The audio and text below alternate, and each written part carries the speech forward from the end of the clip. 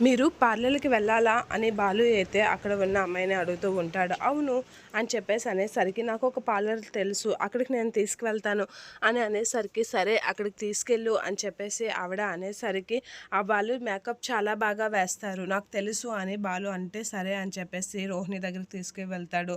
ఇక excuse me అని అనేసరికి రోహిణి అయితే ఆవిడని చూసి షాక్ అవుతూ ఉంటుంది. అలా చూసి షాక్ అయ్యేసరికి ఏంటి మేడం అని అనేసరికి ఫేషియల్ కావాలి నాకు అని చెప్పేసి అంటూ ఉంటుంది. ఇక రోహిణి అయితే అమ్మాయిని చూసి ఖచ్చితంగా ఇదే అదే అని చెప్పేసి కన్ఫర్మ్ చేసుకుంటూ ఉంటుంది. ఫేషియల్ చేస్తారా అని అనేసరికి కూర్చోండి చేస్తాను అని చెప్పేసి కూర్చోమని చెప్తూ ఉంటుంది రోహిణి. ఇక రోహిణి అయితే మనోజ్కి ఫోన్ చేసి నీకు అర్జెంటుగా డబ్బు ఇచ్చే పార్టీ దొరికింది అని చెప్పేసి అనేసరికి ఎవరు అని అంటూ ఉంటాడు మనోజ్. ఎవరు అంటావేంటి కెనడా నుంచి వచ్చారు అని చెప్పేసి అంటూ ఉంటుంది. కెనడా నుంచా అని అనేసరికి నీ మాజీ లవర్ వచ్చింది అని అనేసరికి షాక్ అవుతూ ఉంటాడు మనోజ్. ఇక మనోజ్ అయితే వెంటనే పార్లర్‌కి వస్తూ ఉంటాడు. ఏంటి నువ్వేనా? నువ్వు నీ వల్ల నేను ఎంత మోసగాడిని అయిపోయాను తెలుసా? అందరి దగ్గర లక్షలు మింగినోడిని అయిపోయాను.